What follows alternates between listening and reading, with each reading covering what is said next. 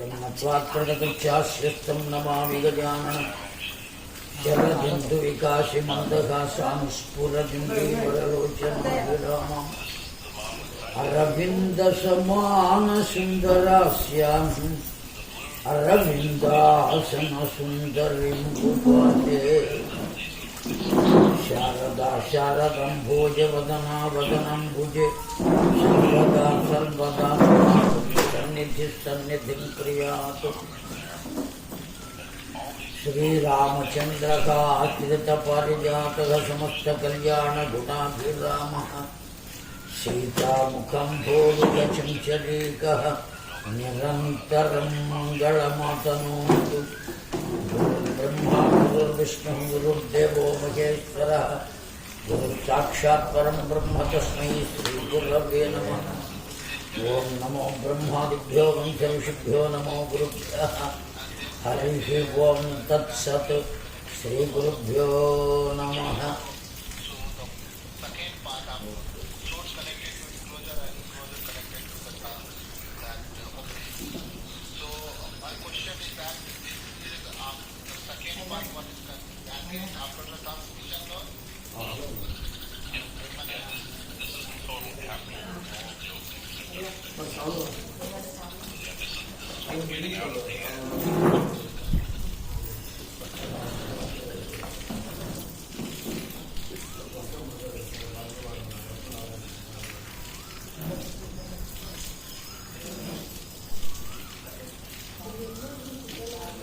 అందరూ అనండమ్మా, వినపడుతుందా? చెప్పమాట శ్రీమాత్రే నమః శ్రీమాత్రే నమః శ్రీమాత్రే నమః శ్రీమాత్రే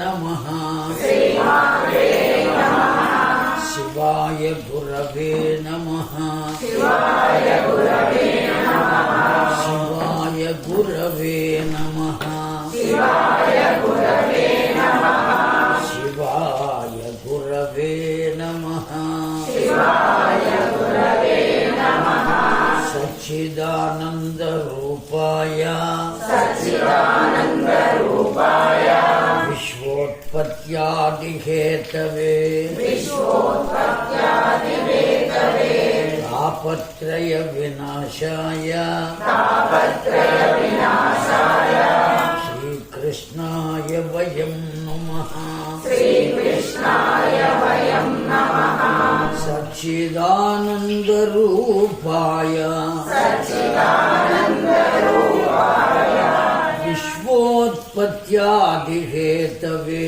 విశ్వోత్పత్యాది హేతవే తాపత్రయ వినాశాయ తాపత్రయ వినాశాయ శ్రీకృష్ణాయ వయం నమః శ్రీకృష్ణాయ వయం నమః సచ్చిదానంద రూపాయ సచ్చిదానంద రూపాయ విశ్వోత్పత్యాది హేతవే విశ్వోత్పత్యాది హేతవే తాపత్రయ వినాశాయ తాపత్రయ వినాశాయ శ్రీకృష్ణాయ వయం నమః శ్రీకృష్ణాయ వయం నమః శ్రీకృష్ణ గోవింద హరే మురారే శ్రీకృష్ణ గోవింద హరే మురారే హే నాథ నారాయణ వాసుదేవా హే నాథ నారాయణ వాసుదేవా శ్రీకృష్ణ గోవింద హరే మురారే శ్రీకృష్ణ గోవింద హరే మురారే హే నాథ నారాయణ వాసుదేవా హే నాథ నారాయణ వాసుదేవా హే నాథ నారాయణ వాసుదేవా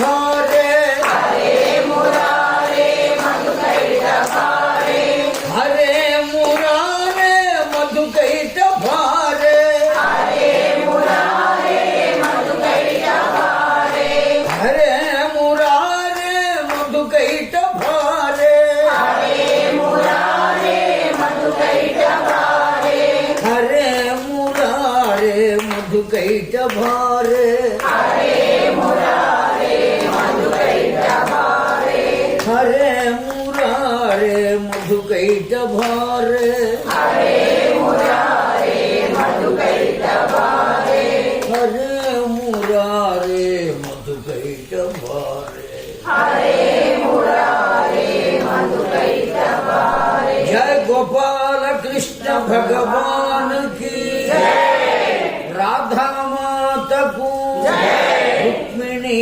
देवी की सत्यभामा माता को व्यास भगवानुनకు योगींद्रुలకు శక్తుల వారికి భాగవత గ్రంథ మాతకు భక్తాగ్రగణ్యులకు దివ్యాత్మ స్వరూపులారా, తల్లులారా, తండ్రులారా, ఈ దివ్యమైనటువంటి క్షేత్రంలో వెంచేసి ఉన్నటువంటి సకల దేవతాగణానికి సాష్టాంగ ప్రణిపాతములు సమర్పిస్తూ సాక్షాత్ భగవన్మయమైనటువంటి సభకు శిరస్సు వంచి నమస్కరిస్తూ ఈరోజు ఉదయం ఎక్కడి దాకా వచ్చాము అంటే ప్రవచన ప్రయాణంలో స్వయంభువ మనువు శతరూప, మీరిద్దరూ భార్యాభర్తలు, మీరు సంతానమును పొంది సృష్టి కార్యక్రమంలో నాకు సహకరించండి అని చెప్పాడు. ఎవరు చెప్పింది? బ్రహ్మదేవుడు. బ్రహ్మోపదేశం అంటే ఇదేనండి. మీరు అయ్యగారిని అడగమన్నాను, అడిగారా?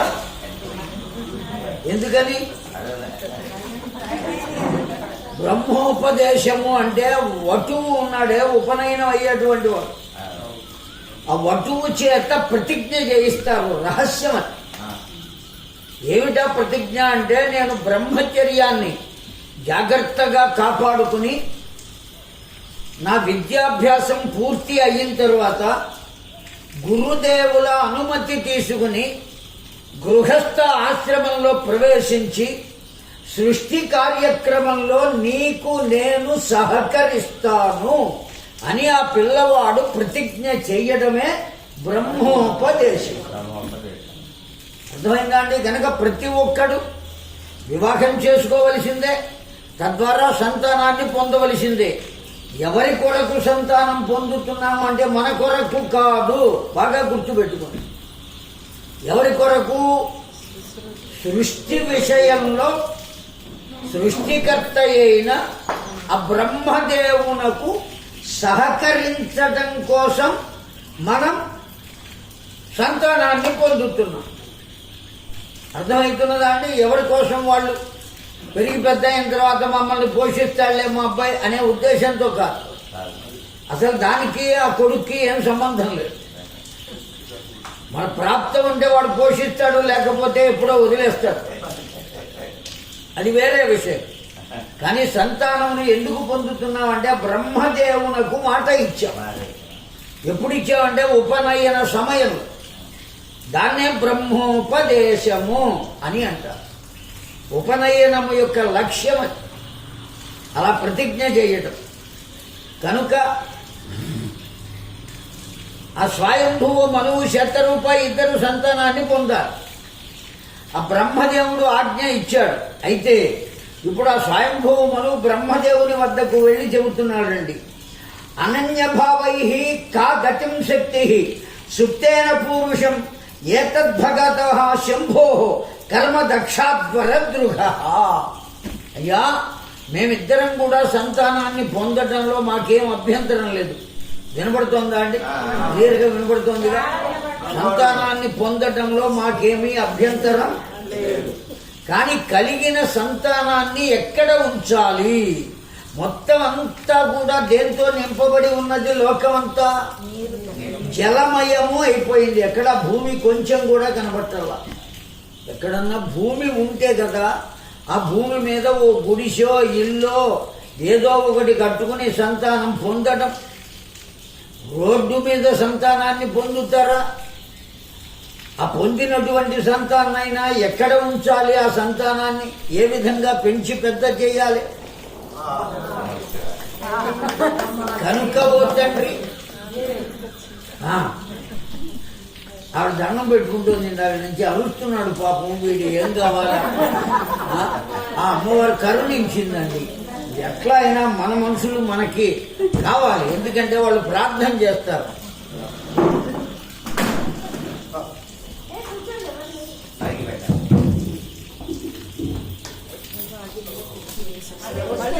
వస్తుంది, టెస్ట్ చేస్తున్నారు వాళ్ళు.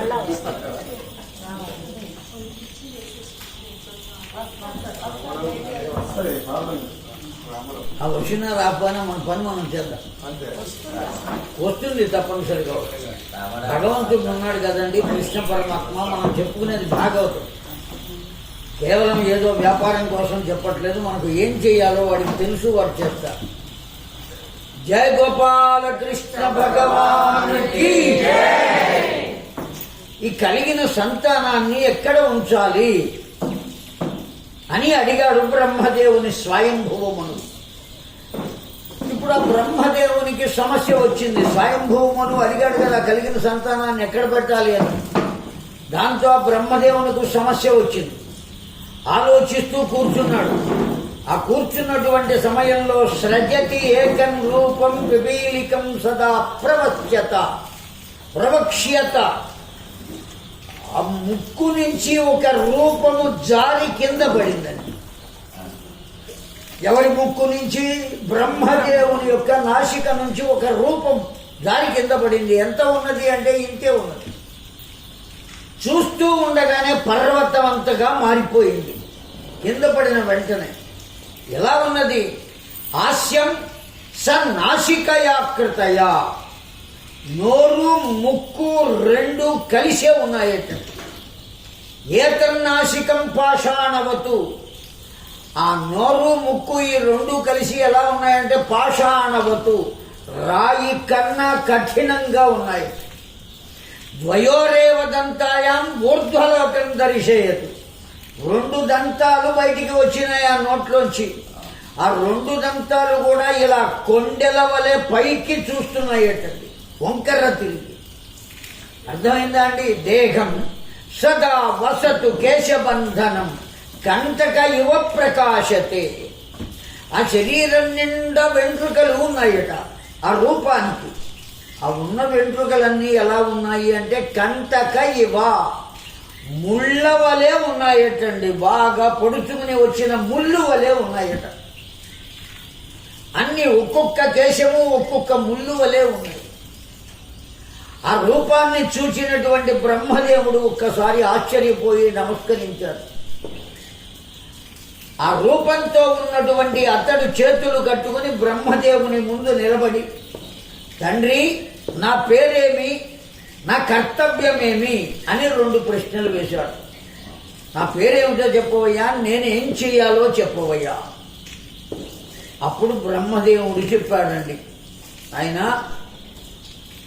నేను మొత్తం అంతా జలమయముగా ఉంటే, భూమి ఎక్కడా లేకపోతే భూమి ఎలా లభిస్తుందా అని విచారంతో ఉన్న సమయంలో నీవు వచ్చావు. కనుక నీవు దేని కొరకు వచ్చినట్టు అంటే భూమిని ఉద్ధరించి మాకు ఇవ్వడం కోసము వచ్చావు. భూమే లేకపోతే లోకంలో ప్రజలు ఉండే అవకాశం ఉంటుందా? ఉండదు. కనుక నీవు రావడమే చాలా గొప్ప విషయమయ్యా. అందుకని నిన్ను ఏమని పిలుస్తారో తెలుసునా? వరాహము అని పిలుస్తారయ్యా అని చెప్పాడు. ఎవరు చెప్పింది? బ్రహ్మదేవుడు. కనుక ఇప్పుడు ఏ అవతారం వచ్చిందండి? వరాహ అవతారము. వరాహము అంటే ఏమిటో చెప్పడానికి కొంచెం సందేహిస్తున్నారు. తెలుసు మీకు పాపం. మనం ఏమనుకుంటామంటే పంది అనుకుంటాం. అయ్యయ్యో ఈ పందితో భగవంతుడిని పోల్చడమా ఏమిటి లెక్క అని మన సందేహం. వాస్తవానికి వరాహము అంటే పంది కాదు. వర అంటే శ్రేష్టమైన. వర అంటే అర్థం ఏమిటి? శ్రేష్టమైన. That is superior quality. అహము అంటే రోజు. అహము అంటే రోజు. మధ్యాహ్నము అంటలేదా? అంటే అర్థం ఏమిటండి? రోజు యొక్క మధ్య భాగము అని అర్థం. మధ్యాహ్నం అంటే అర్థం ఏమిటి? అన్నము యొక్క మధ్య భాగము అంటే రోజు మొత్తంలో ఉన్న దాంట్లో మధ్య భాగాన్ని మధ్యాహ్నం అని అంటాం. అర్థమైందా అండి? కనుక అహము అంటే అర్థం ఏమిటి? రోజు. నీవు రావడమే శ్రేష్టం కనుక, భూమిని ఉద్ధరించడం కోసమే వచ్చావు కనుక నిన్ను శ్రేష్టమైన రోజు అని పిలుస్తారు. అందుకనే ఏమన్నారు? వరాహము. ఇక్కడ మనం చూసేవి కూడా అవే రూపాలతో ఉంటాయి కనుక వాటిల్ని కూడా వరాహం అంటున్నాం. అక్కడ వరాహం అని పిలువబడిన ఆయన్ని కూడా పంది అవతారము అని అంటున్నాం. వాస్తవానికి పంది అవతారం కాదు, వరాహ అవతారం. వరాహము అంటే ఏమని చెప్పుకున్నాం ఇప్పుడు? శ్రేష్టమైన రోజు. ఇది నీ పేరయ్యా. నీ కర్తవ్యం ఏమి అంటే భూమిని ఉద్ధరించి తెచ్చి ఇవ్వాలి. ఎక్కడ ఉన్నది భూమి? హిరణ్యాక్షుడు అనబడేటువంటి ఒకానొక రాక్షసుడు. వింటున్నావో పరీక్షణ్ మహారాజా? హిరణ్యాక్షుడు అనబడేటువంటి ఒకానొక రాక్షసుడు ఆ భూమి మొత్తాన్ని నాది అని తన దగ్గర పెట్టుకుని హాయిగా సముద్ర మధ్యంలో కూర్చుని తపస్సు చేస్తున్నాడు. అర్థమైందా అండి? ఏమనుకున్నాడా హిరణ్యాక్షుడు? నాది అనుకున్నాడు. దేన్ని? భూమండలం మొత్తాన్ని చాపగా చుట్టాడు, సంకన పెట్టుకున్నాడు, ఆ సముద్ర మధ్యంలో కూర్చున్నాడు, తపస్సు చేస్తున్నాడయ్యా. వెంటనే పరీక్షణ్ మహారాజు గారు అడిగారు, అయ్యా నువ్వు ఇందాక మాకు చెప్పినటువంటి సృష్టి కార్యక్రమంలో మరీచి మొదలైనటువంటి వాళ్ళు వచ్చారు, ఏమండి అట్లాగే ప్రజాపతులు వచ్చారు, మనువులు వచ్చారు అని చెప్పావు. కానీ ఈ హిరణ్యాక్షుడు అనబడేవాడు వచ్చినట్టుగా చెప్పలేదే, వీడెక్కడి నుంచి వచ్చాను అని మళ్ళీ ప్రశ్న వేశాడు. ఎవరు ప్రశ్న వేసింది? పరీక్షణ్ మహారాజు. ఎవరిని ప్రశ్న వేశాడు?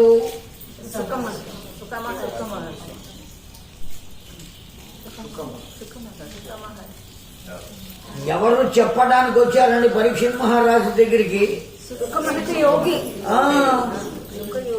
సుఖయోగీంద్రుడు.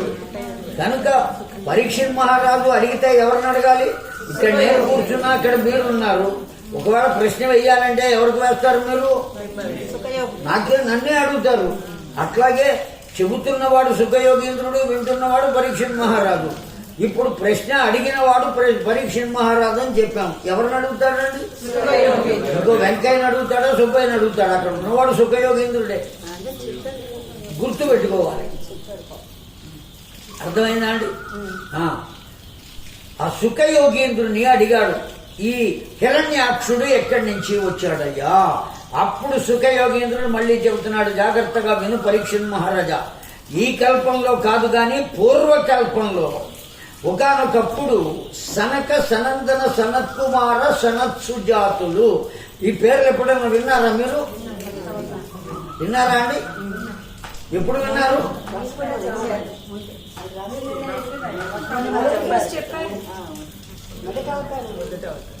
ఎప్పుడు విన్నారండి? ఈ భాగవతం ప్రారంభంలో విన్నాము. చెప్పుకున్నాం. నాలుగు రూపాలతో వచ్చారు. ధర్మ, అర్థ, కామ, మోక్షముల యొక్క రూపము. బ్రహ్మచారిగా అవతరించి బ్రహ్మచారి ఎలా ఉండాలో భగవంతుడే చూపించాడు అని నేను చెప్పాను. అర్థమైందా అండి? మీరు పరిపూర్ణంగా గుర్తుపెట్టుకోవద్దు. ఎందుకంటే అన్నీ గుర్తుపెట్టుకుని అన్నీ మీకు తెలిసేస్తే మళ్ళీ భాగవతం చెప్పడానికి నన్ను పిలుస్తారు. కనుక మర్చిపోవాలి, ఏమీ తెలియకుండా ఉండాలి, మళ్ళీ ఎప్పుడైనా నన్ను పిలవాలి. అవును కదండి? అట్లా ఉంటేనే కదా నాకు డిమాండ్. జయ గోపాల కృష్ణ భగవాన్. కనుక దివ్యాత్మ స్వరూపులారా, తల్లులారా, సనక, సనందన, సనత్కుమార, సనత్సు జాతులు వీళ్ళు నలుగురు వైకుంఠానికి వచ్చారండి. ఆ వైకుంఠానికి ఎప్పుడైతే వచ్చారో, వైకుంఠం దగ్గరికి లోపలికి వెళుతుంటే అక్కడ 2 ద్వారపాలకులు ఉన్నారు. వాళ్ళను జయుడు విజయుడు అంటారు. ఎక్కడ వైష్ణవ ఆలయం ఉన్నా ఆ ఆలయానికి బయట ఉండే ద్వారపాలకులు ఎవరయ్యా అంటే జయ విజయులు. వాళ్ళు ఇద్దరు ఎవరితో సమానమో తెలుసునా అండి? ఎవరితో సమానం? ఒకడు అహంకారము, రెండవ వాడు మమకారము. తెలిసిందా అండి? ఒకడు ఎవరితో సమానం? అహంకారం, నేను అనే అహంకారం. రెండో వాడు ఎవరితో సమానం? నాగి. తెలిసిందా? వాళ్ళిద్దరూ అక్కడ ద్వారపాలకులు. వాళ్ళు వీళ్ళని లోపలికి పోనివ్వల. ఎవరిని? సనక సనందనాదులను లోపలికి వెళ్ళనివ్వలేదండి. వాళ్ళు బతిమలాడారు. ఇప్పుడు స్వామివారు ఏకాంతంగా ఉన్నారు, వెళ్ళడానికి వీలు లేదు. వాళ్ళు ఎప్పుడు చూసినా ఎంత వయస్సులో ఉంటారు ఈ నలుగురు?